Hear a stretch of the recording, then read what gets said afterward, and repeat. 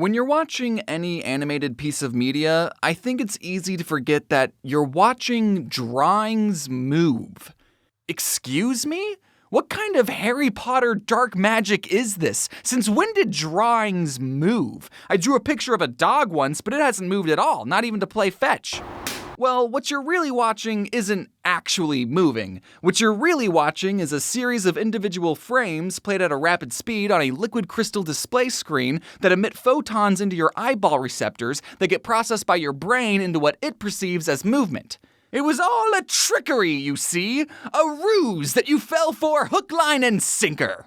Now, a lot of you probably already know about the concept of a frame rate, but what I want you to understand is that in cartoons, every head turn, every blink, everything that happens had to be meticulously drawn by a person who studied anatomy and knows about physics and movement, knowing full well that their drawing was only going to be seen for a fraction of a second. And you weren't even watching, you were on your phone. Today, I would like to turn back the sands of time and talk about some of the ways animators were able to achieve the illusion of life without the help of modern technology. I hope by watching you can better understand and appreciate the medium of animation as much as I do, because the amount of dedication and hard work that goes into just making drawings move is unreal. And if you're like me and already know a bit about animation history and find this kind of stuff fascinating, don't worry, I didn't have a lot of friends growing up either. Now, we know that animation is just copious amounts of drawings being shown in rapid succession.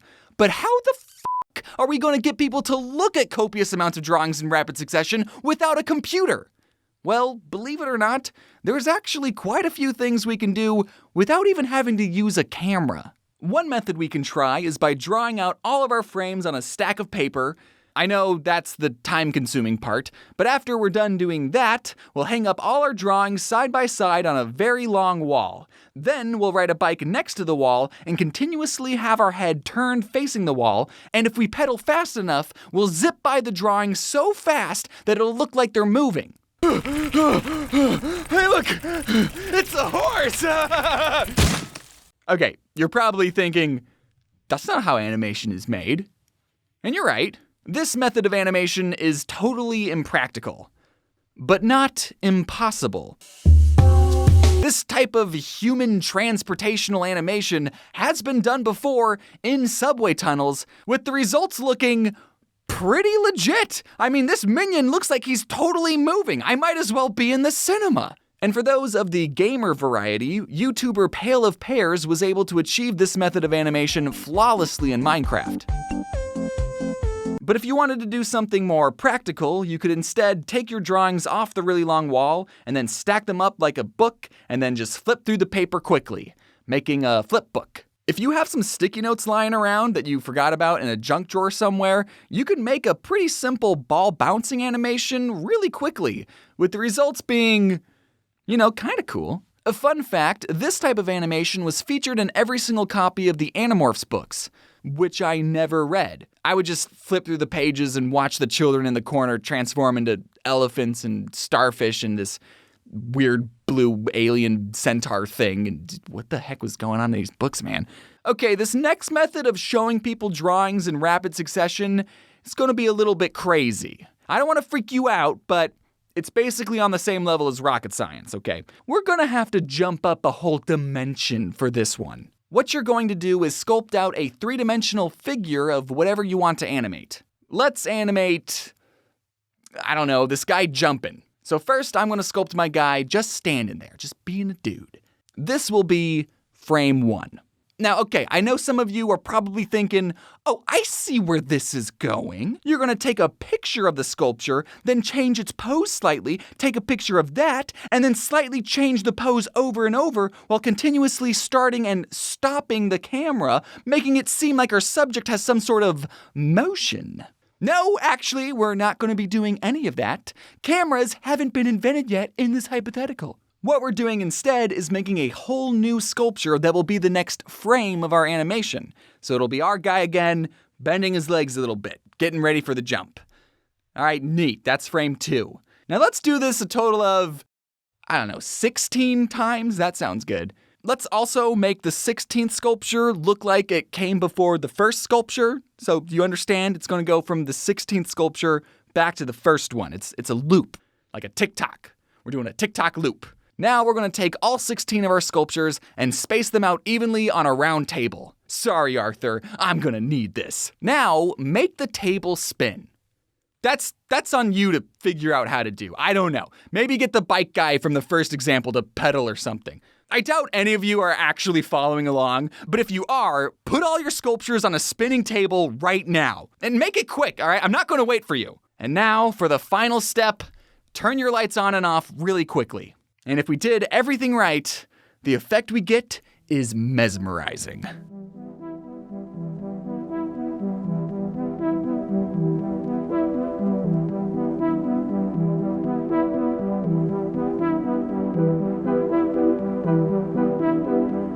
What's happening is that the light shines at the first sculpture, and then we turn the lights off. Cool. Then, as the table spins, the light will turn back on when the second sculpture is in the same position as the first. So we turn the lights on when the sculptures are in the same spot, and we turn them off when they're not. And what we end up seeing is all of our figures standing in a circle performing the animation, and we don't even register that the whole thing is spinning. And congratulations, you all know what a zoetrope is now. Which, I know, is a pretty fun word that you can whip out at parties like, yeah, I know a unique word that starts with the letter Z that isn't xylophone. Another fun thing about the zoetrope was that a 3D rendering of one was featured in the Season 2 opening of Mob Psycho 100. So that's what that spinning thing in the intro was. It was a zoetrope. Zoetrope. Okay, let's talk about one more way we can show people drawings in quick succession without a camera, and it's the easiest method by far. So all we need is this glitchy, abstract drawing like this. Huh, pretty cool and random, right? Except it's not. It's not random at all. I lied. Every line here is placed very deliberately. Let me show you something. If we take this floppy, transparent sheet full of vertical bars and cover up most of the drawing, hey, look at that. The outline we end up seeing looks like one of them kitty cats. Now, if we slide the transparent sheet over and reveal different parts of the drawing, it looks like a kitty cat but in a different position.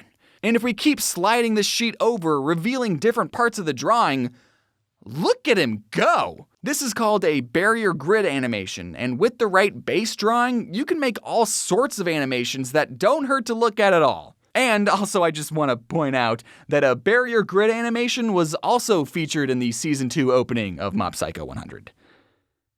Hey, do you guys want to watch anime later? So all these different methods of showing people drawings in quick succession, I don't know if there's a word for it, but I'm calling it physical animation. Like animation you can hold and touch with your fingers, you know? All those warrior cat animation memes, that's digital animation, right? This is physical. It's the real deal.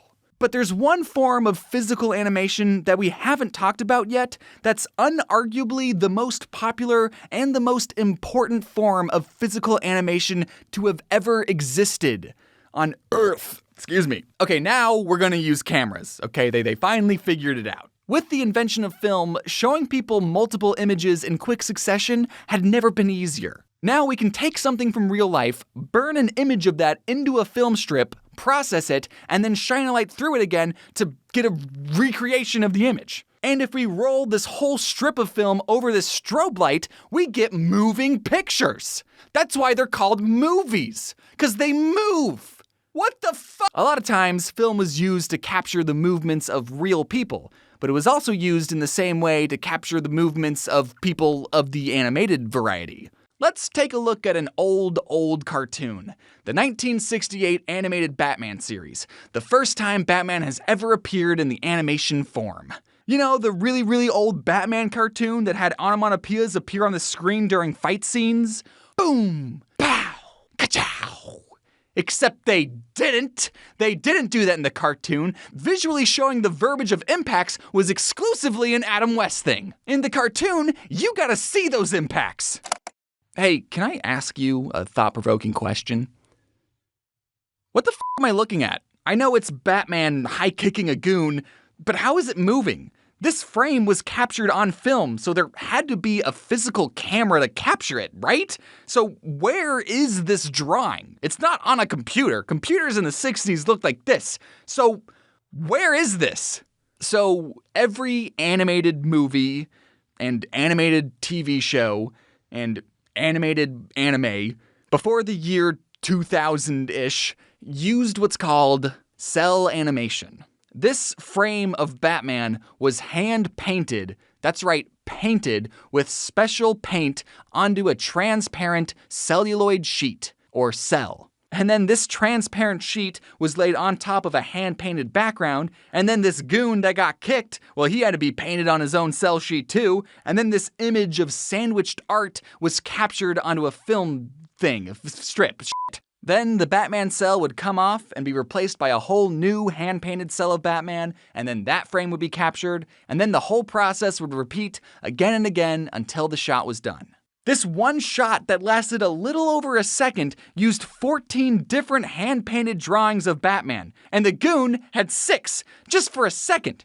Now, because having to hand paint 20 different images for 1 second is insane, there are some things we can do to cut corners without having to sacrifice too much quality. Like in this shot, Robin takes 5 frames to turn his head, but his body doesn't move, so we can paint his body once on its own cell, and now we only need to paint 5 different heads. And since we already have all the frames painted, we can just use the same frames in reverse to make his head turn the other way. And you don't need to pay a background artist to paint a background if you just use blue. A big part of cell animation was being able to animate pieces of a character independently of each other. That's actually why so many old cartoon characters had accessories around their necks, so the animators could separate the characters' heads from their bodies, making it easier to animate. Fred wasn't rocking that ascot just because it was trendy. One of the nice things about using a computer to animate is that you can play back what you've animated and clearly see if your timing is correct and if there's any quick adjustments you can make. Being able to see what your previous frames are is so important there's actually a term for it called onion skinning. But animators pre-2K didn't have computers to rewatch their work, so here's what they did instead. Before they even put paint onto a cell, they first had to draw all their frames out onto a piece of paper, and they didn't work on the frames in chronological order. Like, they didn't go, okay, I just drew the first frame of Batman. Okay, here's the second frame of Batman. Okay, I'm gonna go do the third frame of Batman. Okay, you do the fourth frame though. That way of animating is called straight-ahead animation, and some people use it, but the results look pretty chaotic, but it's still used pretty effectively for effects and concert visuals. But most of the time, animators will animate a character from pose to pose. They'll draw out all the important key poses a character will make on paper, and then they'll hold the pieces of paper between each of their fingers, and then quickly flip between their drawings just to get an idea of what a drawing that goes in between those key poses would look like. That's called in-betweening, just so you know. And they still wouldn't be able to get a full playback of their animation until every pencil drawing was captured on film and processed. They just had to trust their page-flipping technique and their highly trained eyeballs and go, yeah, that looks about right. Let's bring out the paint. And because there are hundreds of shots all having to be animated without a computer, can you really blame the animators that some shots of Batman looked like this? Or this? It was old, remember? Old things are bad. Okay, I kind of have a secret. Remember when I said, let's look at an old cartoon? Well, I might have overemphasized how old the Batman cartoon is. By the time the Batman cartoon came out, the movie Bambi had been out for 25 years. And are you aware of how f***ing fluid the animation in Bambi is? Dude, Bambi goes so f***ing hard. Walt literally brought in deer from the woods into their studio just so the animators could be like, oh, that's neat. That's how deers move. I understand this more now. What the f? I honestly thought the Batman show came out way earlier in the animation timeline because of how it looked. Obviously, these two things were created by different studios with different animators and different budgets, and TV animation always has to create more animation per budget, but all the same techniques and equipment used to make an episode of Batman were the exact same techniques and equipment used to make an episode of Bambi. I don't mean that as a dunk on Batman, I'm more so impressed with how amazing Bambi looks, especially since, while it came out, World War II was currently happening. So because celluloid sheets were used to animate every TV show, movie, and anime there has ever been before the year 2000-ish, by my calculations, there are millions of cell sheets out there. Like this single frame of Batman kicking, it's on a cell sheet somewhere. And more importantly, who owns it? Many of the cells that still exist have been sold to the general public. But because of how the paint and time works, cell sheets need to be kept very well preserved. So since cells are very hard to preserve, and because they're not making any new ones, some cells are worth a lot of money. This cell and original background from My Neighbor Totoro sold for $84,000. While I'm writing the script, there's currently an auction going on for this cell from the Jungle Book for $10,000. And I own this cell of Squidward laughing that I got at a convention for $300. It's not an original background. The background's a print, and it's actually not even the correct background for the shot.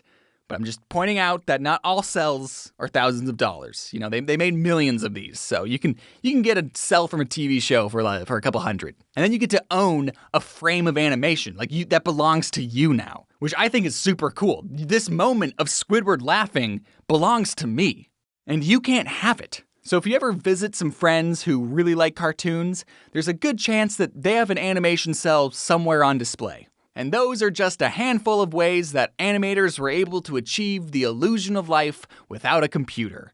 And I do just want to say, just because something was animated on a computer doesn't make it any less artistic. Yes, computers make the process easier and more streamlined, absolutely. It's still a human expressing their creativity and being in control of that.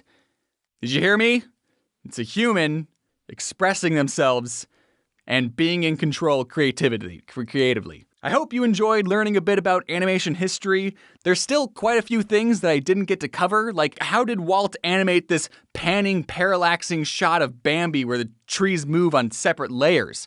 What kind of technology did they create to make trees move at different speeds? So much hard work and talent is involved in every piece of animation you see, and because of animation, we're able to tell incredible stories that are nothing like anything we ever see in our day-to-day lives. And before I go, can we talk about the intro to the Batman series, please? Oh my God!